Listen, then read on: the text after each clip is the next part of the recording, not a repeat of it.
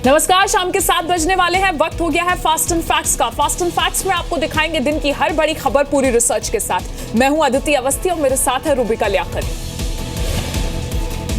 उरी हमले के बाद अब सुरक्षा बलों ने पाकिस्तान से लगने वाली बॉर्डर्स की सुरक्षा बढ़ा दी है।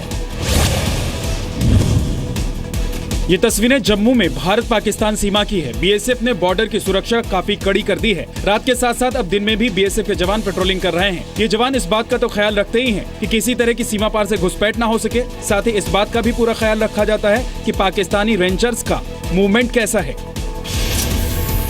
हम अपने एरिया को अपने सीमा को अलर्ट कर रहे हैं, अपने एरिया को देख रहे हैं। इतना अलर्ट है अपने बॉर्डर पे कि कोई परिंदा भी पर नहीं मार सकता। ऐसी कोई हरकत होती है तो उसका जवाब भी दिया जाता है। इस तरह से हम 24 घंटे पूरे बॉर्डर पे छाए हुए।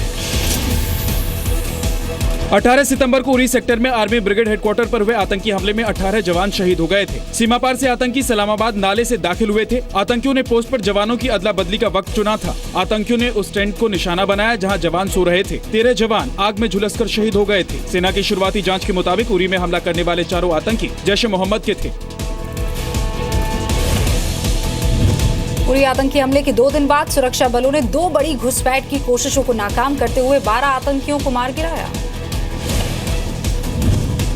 जम्मू कश्मीर के राजौरी में बड़ी संख्या में राज्य के नौजवान पैरामिलिट्री फोर्स की भर्ती के लिए पहुंचे। 77 दिनों से कश्मीर बंद है। आतंकी बुरहान वानी की मौत के बाद से ही श्रीनगर समेत कश्मीर घाटी के कई इलाकों में तनाव है। ऐसे में ये 2 तस्वीरें अलगाववादियों और आतंकियों के मंसूबों पर पानी फेर रही हैं। पहली तस्वीर राजौरी की है, जहां कल बड़ी संख्या में जम्मू कश्मीर के युवक और युवतियां बीएसएफ, सीआरपीएफ, सीआईएसएफ, एसएसबी और असम राइफल्स के लिए हो रही भर्ती परीक्षा में पहुंचे। दूसरी तस्वीर पुलवामा की है, यानी स्पेशल पुलिस ऑफिसर की पोस्ट के लिए हुई भर्ती परीक्षा में, और वो भी तब जब अलगाववादी नेता सैयद अली शाह गिलानी ने भर्ती परीक्षा में शामिल न होने की धमकी दी थी। काफ़ी मौका मिल रहा है नौजवानों को, जो बेरोजगार थे उनको कम से कम नौकरी मिलेगी, उनका घर सब कुछ अच्छा चलेगा। ये काफ़ी फायदे वाली बात है। इस भर्ती से काफ़ी लोगों का भला हो रहा है। अगर लड़कियां चाहें तो बहुत कुछ करती हैं। कहते हैं कि मंजिलें उनको मिलती हैं जिनके सीने में जान हो, हौसले अगर बुलंद हो तो पंखों से उड़ान होती है। बस इसमें तकरीबन 1000 के करीब टोटल वैकेंसीज हैं और जैसा आपने देखा है कि भर्ती के लिए राजौरी और पुंछ दोनों का ही बहुत ज़्यादा जज्बा है। राजौरी में पैरामिलिट्री फोर्स के कुल 1000 जवानों की भर्ती होनी है। राजौरी और पुंछ से 13,500 परीक्षार्थी पहुंचे। इनमें 500 महिलाएं थी। 6000 परीक्षार्थियों ने लिखित परीक्षा के लिए क्वालिफाई किया है। अधिकारियों के मुताबिक उन्होंने नहीं सोचा था कि पुंछ और राजौरी जैसे बॉर्डर इलाकों से पैरामिलिट्री फोर्स में भर्ती के लिए इतनी बड़ी संख्या में नौजवान पहुंचेंगे। उरी आतंकी हमले के बाद राज ठाकरे की पार्टी एमएनएस ने बॉलीवुड में काम करने वाले पाकिस्तान के कलाकारों को देश छोड़ने की धमकी दी है। महाराष्ट्र नवनिर्माण सेना की चित्रपट सेना ने पाकिस्तान के कलाकारों को देश छोड़ने के लिए 48 घंटे का अल्टीमेटम दिया है। ऐसा नहीं करने पर उनकी पिटाई करने की धमकी दी है। साथ ही पाकिस्तान के कलाकारों वाली फिल्म ए दिल है मुश्किल और रईस की रिलीज रोकने की चेतावनी भी दी है। पाकिस्तानी कलाकार तो मार खाएंगे, इसके साथ में जो यहाँ पे प्रोड्यूसर्स है वो उनको भी पिटेंगे। शाहरुख खान की रईस और करण जौहर की ए दिल है मुश्किल, जिसमें पाकिस्तानी आर्टिस्ट ने काम किया है, वो हम रिलीज होने देंगे नहीं। अगर सरकार ने आने जाने पर रोक खत्म नहीं किया है, उस वक्त तक ऐसी हरकतें नहीं उठाना चाहिए, नहीं करना चाहिए। मैं इसकी निंदा करता हूँ। बॉलीवुड में इस समय फवाद खान, अली जफर और माहिरा खान जैसे पाकिस्तान के कलाकार सक्रिय हैं। गायकों में आतिफ असलम, राहत फतेह अली खान और गुलाम अली अक्सर भारत आते जाते रहते हैं। शिवसेना और एमएनएस पहले भी पाकिस्तान के कलाकारों और खिलाड़ियों को धमकी दे चुकी है। एमएनएस की धमकी के बाद मुंबई पुलिस ने कहा है कि जो विदेशी नागरिक सही दस्तावेजों के साथ भारत आए हैं उन्हें पूरी सुरक्षा दी जाएगी। भारत और फ्रांस के बीच रफाल लड़ाकू विमानों के समझौते पर आज दस्तखत हुए। रक्षा मंत्री मनोहर पर्रिकर और फ्रांस के रक्षा मंत्री जीन वेस ली ड्रियान ने रफाल सौदे पर दस्तखत किए। करीब 59,000 करोड़ रुपए के इस समझौते के तहत भारत 36 रफाल लड़ाकू विमान फ्रांस से खरीदेगा। अगले 3 साल में रफाल विमान की डिलीवरी शुरू होगी और 5.5 साल में सभी 36 विमान वायुसेना को मिल जाएंगे। ये जो एयरफोर्स की एक अहम जरूरत थी वो मिलने का मार्ग खुला। ये 20 बरस में पहला एयर फाइटर के लिए पहला सौदा है। कांग्रेस की पिछली सरकार यही राफेल के 126 जहाज खरीद रही थी 90,000 करोड़ में। जब 126 जहाज 90,000 करोड़ में, तो फिर 36 जहाज 48,000 करोड़ में क्यों? राफेल लड़ाकू विमान आधुनिक मिसाइल और हथियार की प्रणाली से लैस हैं। इसकी रफ्तार 2500 किलोमीटर प्रति घंटे तक है। राफेल में हवा में भी ईंधन भरने की क्षमता है। राफेल लगातार 10 घंटे तक उड़ सकता है। राफेल डील पर समझौता सबसे पहले यूपीए सरकार के दौरान हुआ था, लेकिन मोदी सरकार ने इसे रद्द कर दिया। यूपीए शासन के मुकाबले मौजूदा समझौते में करीब 5600 करोड़ रुपए की बचत हुई है। मौजूदा समझौते से भारतीय कंपनियों को करीब 22,000 करोड़ रुपए का कारोबार मिलेगा। राफेल डील को भारतीय वायुसेना की अब तक की सबसे बड़ी डील के तौर पर देखा जा रहा है। बिहार में पत्रकार राजदेव रंजन की हत्या के संदिग्ध को संरक्षण देने के आरोप को सुप्रीम कोर्ट ने गंभीरता से लिया है। इस मामले में बिहार के स्वास्थ्य मंत्री तेज प्रताप यादव और पूर्व सांसद शहाबुद्दीन को नोटिस जारी किया गया है। सीवान के पत्रकार राजदेव रंजन की हत्या के संदिग्ध और शार्प शूटर मोहम्मद कैफ के साथ दिखना तेज प्रताप यादव और मोहम्मद शहाबुद्दीन को महंगा पड़ा है। सुप्रीम कोर्ट ने दोनों को नोटिस जारी कर 2 हफ्ते में पूछा है कि क्या वो कैफ को संरक्षण दे रहे हैं। राजदेव रंजन की पत्नी आशा ने शहाबुद्दीन और तेज प्रताप के खिलाफ एफआईआर दर्ज करने की मांग की थी। इस मामले में अगली सुनवाई 17 अक्टूबर को होगी। 4 महीने पहले ही सीबीआई को जांच सौंप दी गई थी, पर मिस्टर तेज प्रताप और मिस्टर शहाबुद्दीन के जो पॉलिटिकल इन्फ्लुएंस थे, उसकी वजह से सीबीआई ने आज तक इस जांच को नहीं लिया, जिसको कोर्ट ने गंभीरता से लेके सीबीआई से स्टेटस रिपोर्ट मांगी है। भाजपाइयों पे भी नोटिस जारी होना चाहिए। जिन जिन लोगों का तस्वीर है उनके साथ, उन पे भी नोटिस जारी होना चाहिए भाजपाइयों का। इस देश में राजनेताओं हो, चाहे सेलिब्रिटी हो, चाहे फिल्म स्टार हो, वो किसके साथ फोटो खिंचा रहे हैं उनको नहीं पता होता है, और हर आदमी के ऊपर चेहरे पे नहीं लिखा होता है कि वो क्रिमिनल है। 2, तीसरा चीज कि हर क्रिमिनल दाऊद इब्राहिम जितना फेमस नहीं होता है, जिसके कारण हम अवॉइड कर सकें। सुप्रीम कोर्ट ने सीबीआई को यह भी कहा है कि वो राजदेव रंजन के मर्डर केस की जांच जल्द पूरी करे। साथ ही आशा रंजन और उनके परिवार को सुरक्षा देने का भी आदेश जारी किया है।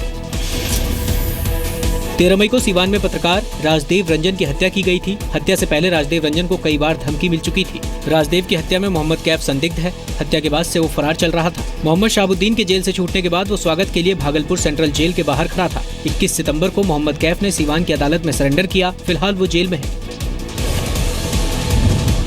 मोहम्मद कैफ के खिलाफ सिवान में रंगदारी के भी बहुत सारे मामले दर्ज हैं।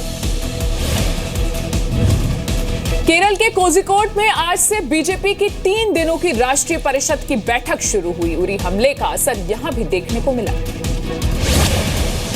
उरी में आतंकी हमले के बाद उम्मीद की जा रही है कि राष्ट्रीय परिषद से पाकिस्तान को कड़ा संदेश दिया जाएगा। बीजेपी एक प्रस्ताव के जरिए पाकिस्तान को आतंकवादी देश घोषित करने की मांग कर सकती है। कल होने वाली रैली के दौरान पीएम मोदी भी उरी हमले को लेकर बयान दे सकते हैं। देखिए, संदेश पाकिस्तान को मिला है। रात में बच्चा पाकिस्तान का डरा हुआ है। एक जहाज उड़ता है तो उनके पत्रकार भी ट्वीट करते हैं, जहाज आया, जहाज आया। हमें भारत को सुरक्षित भी रखना है और उसके विकास की भी बात करनी है। जब सुरक्षा नहीं होगी तो विकास कैसे हो सकता है? बीजेपी के विचारक दीनदयाल उपाध्याय पहली बार 1966 में कोझिकोड में ही जनसंघ के अध्यक्ष बने थे। 2016 में सरकार दीनदयाल उपाध्याय की जन्म शताब्दी मना रही है। इसी की वजह से कोझिकोड को बैठक के लिए चुना गया। राष्ट्रीय परिषद की बैठक में देश भर से बीजेपी के करीब 2000 नेता शरीक हो रहे हैं। प्रधानमंत्री नरेंद्र मोदी कल राष्ट्रीय परिषद की बैठक में भाग लेने के लिए कोझिकोड पहुंचेंगे। कल रैली में भाग लेने के अलावा वो रविवार को राष्ट्रीय परिषद की बैठक में भाषण भी देंगे। कांग्रेस अध्यक्ष सोनिया गांधी के संसदीय क्षेत्र रायबरेली से कांग्रेस कार्यकर्ताओं की गुंडागर्दी की तस्वीरें सामने आई। तस्वीरें रायबरेली के एसपी के घर के पास की हैं। कांग्रेस कार्यकर्ता एक छात्र को पीट रहे हैं। लात, घूंसों और डंडों से युवक की पिटाई की जा रही है। इन छात्रों की गलती बस ये थी कि इन्होंने राहुल गांधी के काफिले को काला झंडा दिखाया था।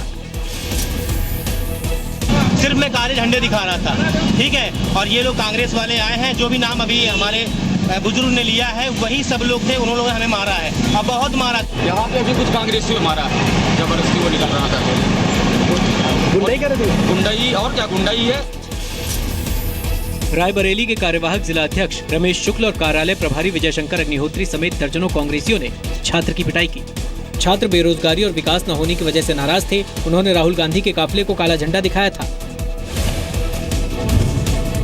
आरोप है कि मौके पर मौजूद राहुल के काफिले में से किसी ने भी मारपीट पर विरोध नहीं किया। कांग्रेसियों को रोकने की कोशिश नहीं की कांग्रेसियों ने।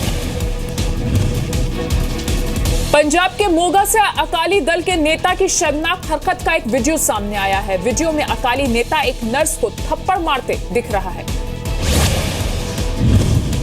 मामला मोगा के एक प्राइवेट अस्पताल का है। आलमवाला गांव के सरपंच परमजीत सिंह और उनका बेटा गुरप्रीत सिंह एक मरीज का बिल बनवाने के लिए अस्पताल पहुंचे थे। नर्स ने उन्हें 10 मिनट इंतजार करने को कहा तो नेताजी भड़क गए और नर्स के साथ मारपीट शुरू कर दी। मेरे जोर की थप्पड़ मारे मैं फिर वो मुद्दे ने थप्पड़ मारिया गाना कड्ढणों नहीं हटदा सीगा बहुत गंदियां गाना कड्ढियां। मुझे बात की हकीकत तो नहीं पता, लेकिन कहीं भी कोई गलती करेगा, चाहे कोई श्रोमणी अकाली दल का, चाहे बीजेपी का, या किसी और पार्टी, तो कानून सबके लिए एक है। पार्टी कभी भी ऐसी बात को सपोर्ट नहीं करती कि कोई भी, चाहे रूलिंग पार्टी का हो चाहे अपोजिशन का हो। कभी अधिकारी को पीटते हैं, कभी नर्सेस को मारते हैं, कभी डॉक्टर्स को इसी प्रकार से अपमानित करते हैं। ये दर्शाता है कि शासन और प्रशासन दोनों खत्म हो चुके हैं पंजाब के अंदर। नर्स रमनदीप कौर 5 महीने की प्रेग्नेंट हैं। उनकी पीठ और हाथ में चोट लगी है। पुलिस ने आरोपी परमजीत सिंह और बेटे गुरजीत सिंह को हिरासत में ले लिया है। दोनों के खिलाफ आईपीसी की धारा 323, 451 और 506 के तहत केस दर्ज किया गया है। पीड़ित नर्स के मुताबिक सरपंच और उसका बेटा नियमों के खिलाफ वीवीआईपी ट्रीटमेंट की मांग कर रहे थे। दिल्ली के विश्वविद्यालय मेट्रो स्टेशन पर कल कुछ लड़कों ने देश विरोधी नारेबाजी की। मामला बीती रात का है। मौके पर मौजूद लोगों के मुताबिक शराब के नशे में धुत होने की वजह से लड़कों को मेट्रो स्टेशन में घुसने से रोका गया। इसके बाद आरोपी लड़के सुरक्षा कर्मियों के साथ गाली गलौज करने लगे, फिर देश विरोधी नारेबाजी करने लगे। स्टेशन पर मौजूद लोगों ने तीनों आरोपियों को पकड़ा और पुलिस के हवाले कर दिया। हालांकि पुलिस ने बाद में तीनों को छोड़ दिया। दिल्ली पुलिस की स्पेशल सेल ने तीनों लड़कों से पूछताछ की। तीनों के परिवार वालों से भी संपर्क किया गया। एक लड़का सिविल सर्विस की तैयारी कर रहा है, दूसरा दिल्ली एनसीआर की एक यूनिवर्सिटी में पढ़ता है, जबकि तीसरा लड़का लखनऊ से लॉ कर रहा है। अगर पुलिस को लगता है कि तीनों ने शराब के नशे में नहीं जानबूझकर हंगामा किया है तो देशद्रोह की धाराओं के तहत केस दर्ज होता। कानून में देशद्रोह के लिए आईपीसी की धारा 124A के तहत केस दर्ज होता है, जिसमें अधिकतम सजा उम्र कैद है। भारत के संविधान के मुताबिक देश के खिलाफ किसी भी तरह की बयानबाजी, हरकत या लिखित दुष्प्रचार देशद्रोह है।